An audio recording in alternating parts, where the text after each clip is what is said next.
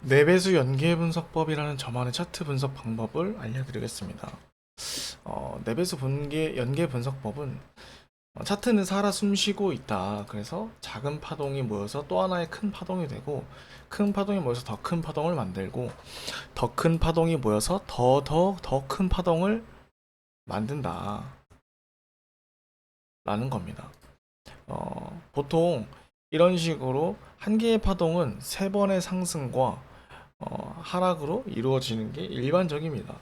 물론 그 엘리어트 파동 같은 경우에는 세 번의 상승과 두 번의 조정 파동으로 이루어진다라고 하지만 뭐 어디까지나 엘리어트 파동 이야기이고, 저는 기본적으로 제가 얘기하는 네베스 연계 분석법의 규칙, 첫 번째 규칙은 한 개의 파동은 세 번의 상승 또는 하락으로 이루어진다.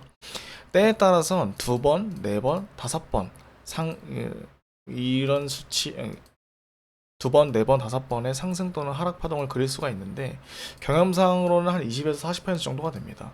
네 번이나 다섯 번 정도 나오는 상승이나 하락의 경우에는 상승이나 하락의 힘이 매우 강할 때 생기고, 이 두 번 정도 나타나는 경우에는 상승이나 하락의 힘이 매우 약하거나 조정 파동일 때 그렇게 주로 나타납니다. 어쨌든 이러한 파동이 하나가 만들어져서 굴곡을 만들고 나면 또 하나의 큰 굴곡을 만들고, 이런 또 하나의 큰 굴곡이 또 이런 큰 굴곡의 또 하나의 요소에 지나지 않으면서 이런 큰 굴곡을 만들고, 또 더 큰 굴곡을 만들고, 이런 식으로 차트는 살아서 움직여지고 연계되어서 움직여집니다. 보여집니다. 그렇기 때문에 우리는 차트와 파동을 명확하게 이해하고 정확하게 분석하기 위해서는 모든 타임 프레임을 다 보는 게 중요합니다. 뭐 1시간 봉을 봐야 되냐, 30분 봉을 봐야 되냐, 15분 봉을 봐야 되냐, 6시간 봉을 봐야 되냐, 일봉을 봐야 되냐, 주봉을 봐야 되냐, 이런 거 아무 의미가 없고, 모든 타임 프레임 간의 연계 분석이 중요한 겁니다. 어, 그래서 이 차트가 만들어지는 캔들이 만들어지는 원리를 아셔야 되는데, 4시간 봉에서의 캔들 한 개는 1시간 봉에서의 캔들 4개가 합쳐져서 만들어지는 거고, 1시간 봉에서의 캔들 한 개는 15분 봉에서의 캔들 4개가 합쳐서 만들어지는 겁니다. 그렇기 때문에 이동평균선 또한 4시간 봉에서의 5 이동평균선은 4시간 봉 캔들 5개의 평균이니까 1시간 봉에서는 약 20개의 캔들의 평균과 유사한 값을 가질 겁니다. 그래서 이 4시간 봉에서의 세밀한 하위 파동, 4시간 봉에서의 이 움직임을 조금 더 세밀하고 민감하게 움직여지는 모습을 보기 위해서는 1시간 봉을 살펴보면 되는 겁니다. 1시간 봉을 좀 더 민감하게 살펴보려면, 예민하게 움직여지는 모습을 살펴보려면 15분 봉을 보면 되는 겁니다. 15분 봉에서 4시간 봉에서의 5 이동평균선, 1시간 봉에서의 20 이동평균선이고, 1시간 봉에서의 20 이동평균선은 15분 봉에서의 80 이동평균선입니다. 고로 15분 봉에서의 80 이동평균선은 4시간 봉에서의 5 이동평균선이랑 같은 겁니다. 완전히 같진 않지만 유사한 값을 보이는 것이고, 4시간 봉의 5 이동평균선을 15분 봉 캔들로서 바라보는 입장에서 좀 더 디테일하고 세밀하게 볼 수 있는 겁니다.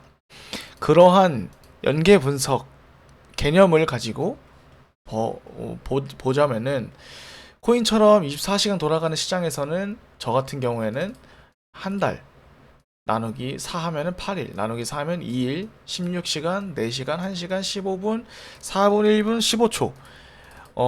저도 15초봉까지 디테일하게 보면서 타점을 잡습니다. 타점을 잡고 2달, 16일, 4일, 1일, 8시간, 2시간, 30분, 8분, 2분, 30초 이런 식으로 보기도 합니다. 그리고 주식처럼 하루 일정 시간만 돌아가는 시장의 경우에는 6일, 4일, 1일, 2일, 30분 이렇게 봅니다. 일봉을 중심으로 보는 거고요. 일봉은 약 8시간 차트랑 동일하기 때문에 2시간 봉 차트를 하위 차트로 보는 것이고, 일봉에 곱하기 4 했을 때 4일봉은 약 주봉과 약 유사한 값을 나타내고, 6일은 약 3주봉의 모습과 유사한 값을 나타냅니다.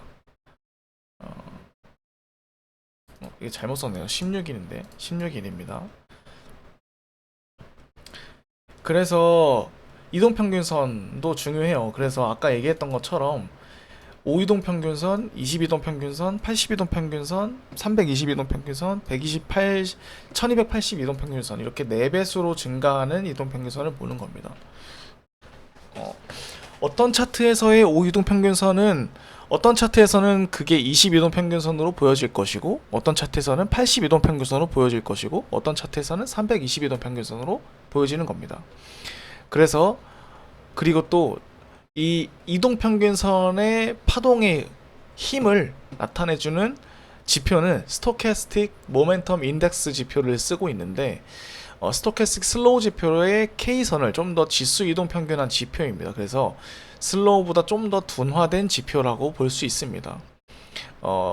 그래서 5 이동평균선의 세부적인 파동의 힘을 나타낼 때는 5 이동평균 파동을 보고 22동평균선의 세부적인 파동의 힘을 나타낼 때는 22동평균선 파동을 보고 82동평균선 파동을 또 보고 320이동평균선 파동도 보고 1282동평균선 파동도 보는 겁니다. 그래서 이러한 개념을 가지고 기본적인 규칙은 이렇게 됩니다. 상위 파동을 꺾어내리려면 하위 파동에서 최소 2번의 파동은 있어야 된다. 이 말은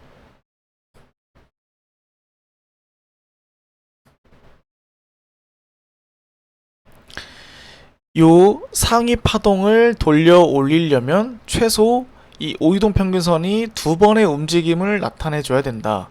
이거인 것이고 그와 동시에 상위 파동에 맞는 이평선 위로 캔들이 올라가서 최소 2번 또는 3번의 캔들로서 유지해야 된다라는 겁니다. 무슨 말이냐? 여기에서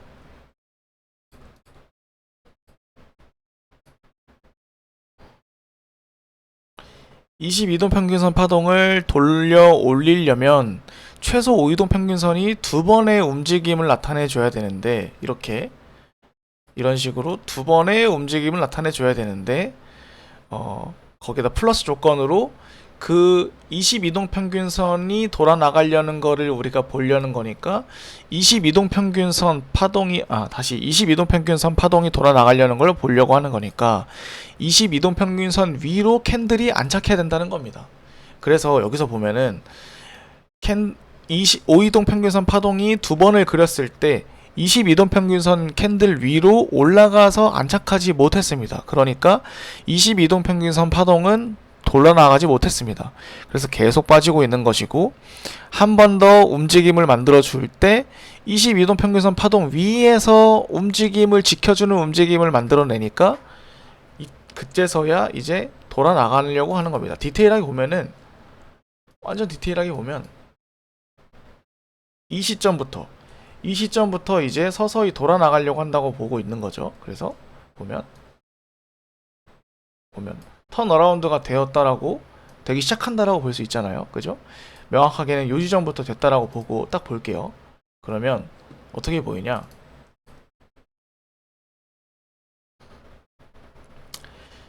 아까 이렇게 나는 아까 전에 여기 부분이 이제 턴어라운드가 시작되는 부분, 여기가 이제 시작되는 부분이었죠. 여기가. 그리고 명확하게 꺾여졌다고 보여지는 부분이 여기였고, 그러니까 22동 평균선 파동 위로 22동 평균선 파동이 돌아 나가려면 22동 평균선 위로 캔들이 안착해줘야 된다라는 겁니다.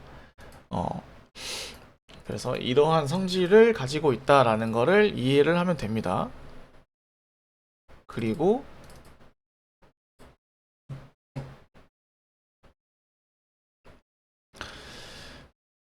그래서 5이동 평균선이 움직여지는 5이동 평균선이 이렇게 다이버전스를 만들고 내려가는데 지표는 올라가는 다이버전스를 만들고 상승을 할 때는 최소값이 82동 평균선까지 올라가는 거고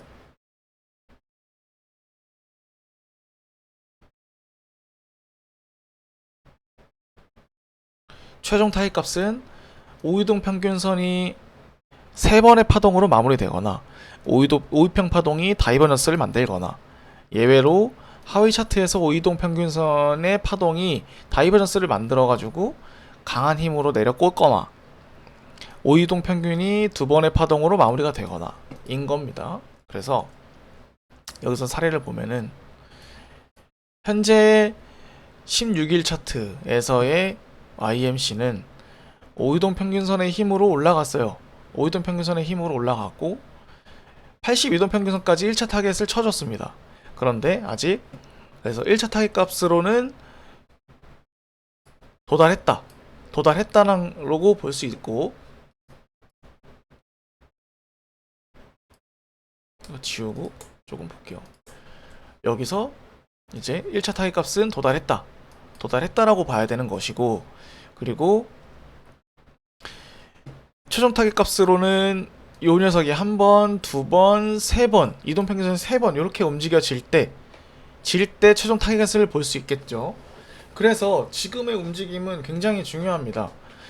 조정파동으로서 예외 케이스로 조정파동으로서 2번의 움직임으로써 마무리가 되고 내려앉을 것인가, 아니면 예외 케이스 적용받지 않고 3번의 파동을 다 마무리를 지을 것인가, 힘이 좋아가지고 3번, 4번의 파동으로 이어질 것인가, 그 움직임이겠죠. 그래서 지금 여기서 기대해 볼 수 있는 거는 최소한 여기서 3번의 파동으로 만들어서 82도 평균선 파동까지 돌려내야 됩니다. 이렇게 돌려내야 되고, 이렇게 볼게요. 82도 평균선 파동을 이렇게 돌려내야 됩니다. 돌려내야 되고, 그 다음 요 한 개 캔들이 마무리가 되고 나면은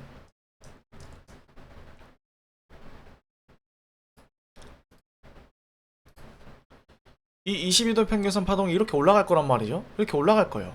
올라가서 82도 평균선 파동을 끌고 올라가서 위에서 이렇게 올려줘야 됩니다. 그러니까 이 22도 평균선 파동이 한 개가 마무리되는 것은 5이동 평균선이 3번의 움직임으로 마무리가 되었을 때이거든요. 그러면은 지금의 움직임, 예상을 해야 되는 가장 좋은 움직임인 5이동 평균선이 3번의 움직임으로 마무리가 되는 것이, 그 다음 22도 평균선의 또 다른 새로운 움직임, 아까 전에 여기에서 이야기했었던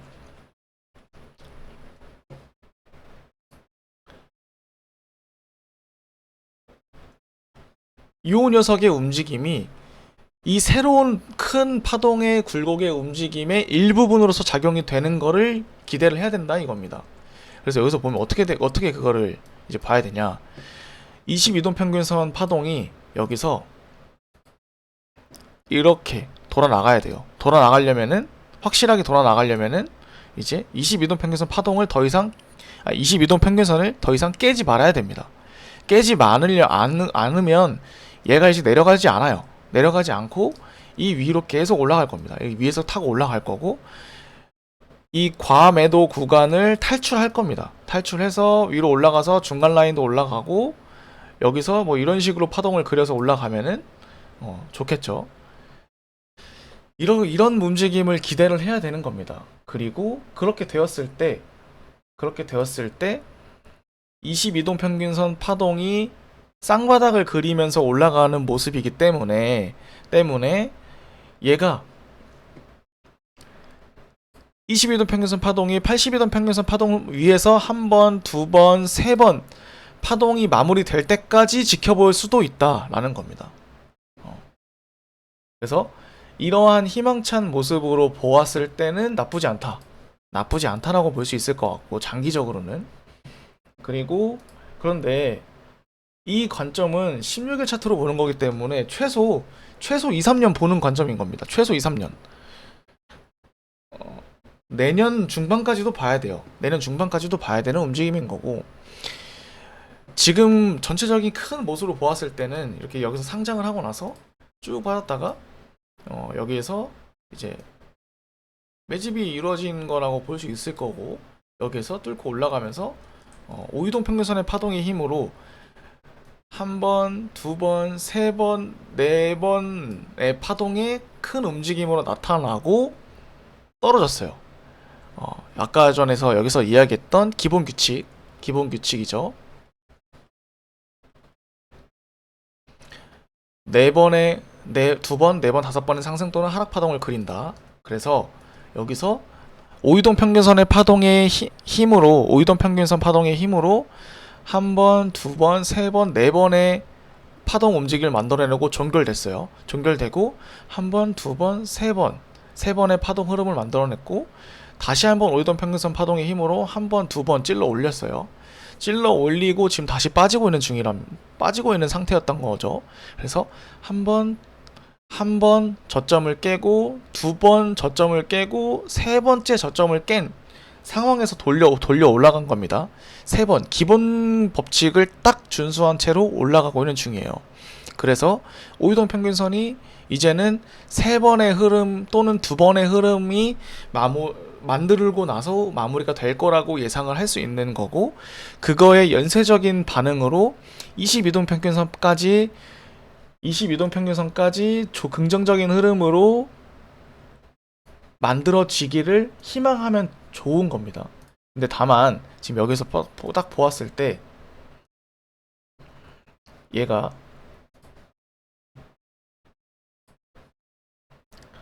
크게 한번 이런 삼각수렴의 형태를 보여주고 있어요. 그래서 이런 경우에는 보통 이렇게 수렴을 하고 나면은 통상 위로 또는 아래로 강한 방향으로 뚫립니다. 그래서 그리고 휩소성으로도 이런 움직임이 많이 나와요.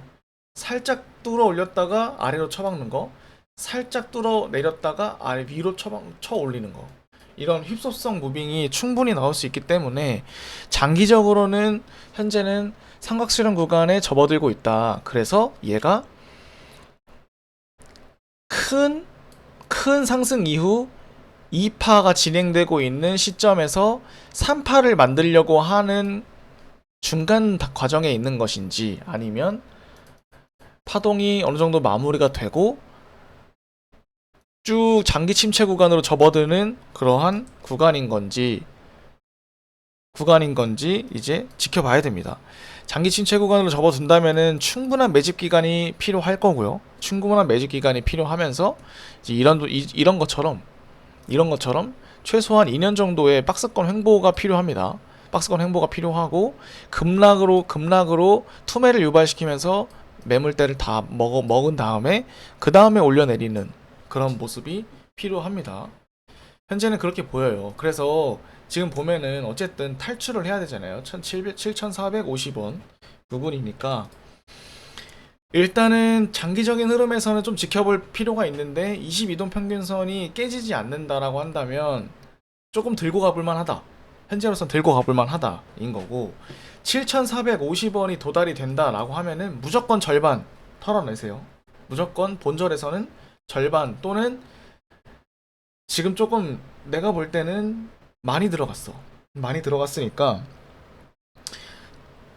많이 털어내고 리스크를 조절하는 거를 해야 될 것 같습니다. 보통 나 같은 경우에는 10분의 1만큼만 들어가고, 그리고 이제 그 다음으로 물 타려고 10분의 3만큼 들어가고, 그 다음에 한 번 더 10분의 8만큼 들어가서, 이게 맞나? 아니지. 6만큼 들어가서 10을 완성시킨단 말이지. 10을 완성을 시켜가지고 이렇게 만들어서 하나의 시드를 총 들어가게 되는데, 이거를 10분의 1로 나눕니다. 이거를 10분의 1로 나눠요. 그러니까 한 번 들어갈 때 100만원이다 그러면 만원만 들어가는 거야. 만원만 들어가고, 그 다음에 3만원 들어가고 6만원 들어가서 총 10만원으로 매매를 하고, 올라가는 모습이 보여질 때 이제 수익을 취하고, 이런 반복적인 활동으로 자금을 우상향시키는 거를 하는 겁니다. 이 리스크 관리가 되어 있지 않으면 절대 돈 못 굴려요. 절대 돈 못 굴리고 안 됩니다. 이 매매법이 중요한 게 아니라 무조건 리스크 관리가 선행이 돼야 됩니다. 내가 어느 정도만큼의 시드를 감당할 수 있건 말건 그거는 둘째 문제예요. 내가 이 100만원이라는 돈을 1000만원으로 만들고 1억으로 만들려고 하는 그 과정에서는 필수적으로 리스크 관리가 필요하고, 그러려면은 시드를 적절히 분배를 해서 조금씩 늘려가는 거를 습관화해야 됩니다. 그렇지 않으면 절대 불어날 수가 없어요. 한동안은 이렇게 늘어날 수가 있겠지만 어느 순간 한 번은 또 이렇게 쳐봤고, 매매법이 잘못됐나라고 생각을 하고 다른 매매법을 찾아보다가 또 조금씩 올라가다가 또 쳐봤고, 이 반복이란 말이야. 이거 반복.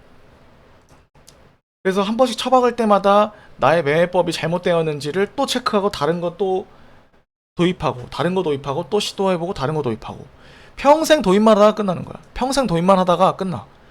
내 매매법은 없고 평생 다른 사람들 거 도입만 하다가 끝나는 거야. 내 매매법을 꾸직하게 2, 3년 해보지도 못하고, 나의 경험, 나의 체득화 시켜가지고 보완해 나가지도 못하고, 계속 다른 거, 이거 아닌 것 같은데 다른 거 써보고, 이거 아닌 것 같은데 다른 거 써보고, 계속 그렇게 합니다. 계속 그렇게.